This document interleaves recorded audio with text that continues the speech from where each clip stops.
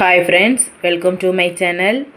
இன்னைக்கு வந்து சாதம், சப்பாத்தி, இட்லி, தோசை எல்லாத்துக்குமே ரொம்ப பெஸ்ட் காம்பினேஷனாக இருக்கிற மாதிரி காரசாரமான முட்டை கிரேவி தான் எப்படி பண்ணுறதுன்னு பார்க்க போகிறோம். வாங்க வீடியோக்குள்ளே போகலாம். அதுக்கு ஃபஸ்ட்டு முட்டையை வேக வச்சு எடுத்துக்கிடலாம். நான் இன்றைக்கி 6 முட்டை வேக வச்சுருக்கேன். முட்டைகளை வேக வச்சு 2ஆக கட் பண்ணி வச்சுக்கோங்க. ஒரு மிக்ஸி ஜாரில் 1 கப் அளவுக்கு சின்ன வெங்காயம் எடுத்துக்கோங்க.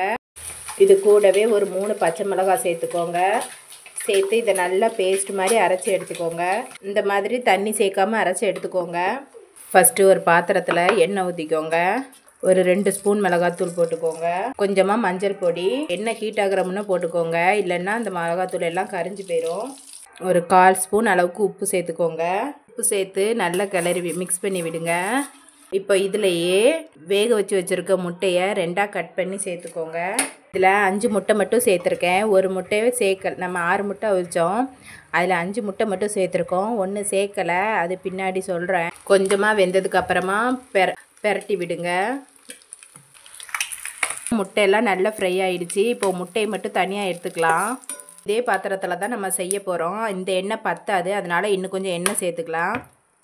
எண்ணெய் லேசாக காஞ்சிடுச்சு. இந்த டைமில் ஒரு 1/2 ஸ்பூன் அளவுக்கு பெருஞ்சீரகம் சேர்த்துக்கோங்க. சீரகம் பொரிஞ்சதுக்கு அப்புறமா நம்ம அரைச்சி வச்சுருக்கோம்ல வெங்காய பேஸ்ட்டு, அதை சேர்த்துக்கோங்க. சேர்த்து நல்லா வதக்கி விடுங்க. இந்த பச்சை வாசனை போகிற அளவுக்கு நல்லா கிளறிக்கோங்க. இது நல்லா வதங்கிடுச்சு. இந்த டைமில் வந்து தக்காளி சேர்த்துக்கலாம். மீடியம் சைஸில் 3 தக்காளி வந்து அரைச்சி சேர்த்துக்கோங்க. சேர்த்து நல்லா வதக்கி விடுங்க. தக்காளி நல்லா வதங்கிடுச்சு. இந்த டைமில் 1 ஸ்பூன் அளவுக்கு இஞ்சி பூண்டு பேஸ்ட்டு சேர்த்துக்கோங்க. இந்த இஞ்சி பூண்டு பேஸ்ட்டோட பச்சை வாசனை போகிற அளவுக்கு நல்லா வதக்கி எடுத்துக்கோங்க. இது கூட 2 ஸ்பூன் அளவுக்கு மல்லித்தூள், 1.5 ஸ்பூன் அளவுக்கு மிளகாத்தூள் எடுத்திருக்கேன். இதையும் சேர்த்துக்கோங்க.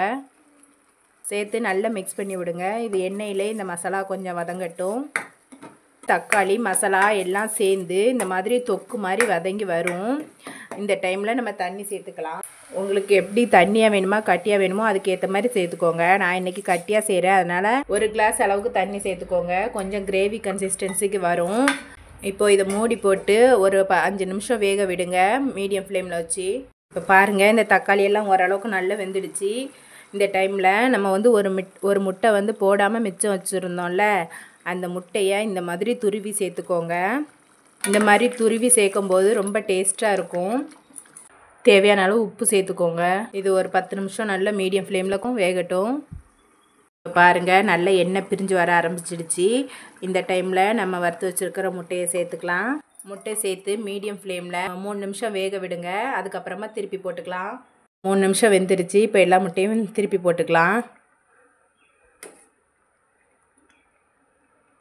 டைமில் ஒரு 1/4 ஸ்பூன் அளவுக்கு கரம் மசாலா போட்டுக்கோங்க. கொஞ்சமாக மல்லி இலை கட் பண்ணி சேர்த்துக்கோங்க.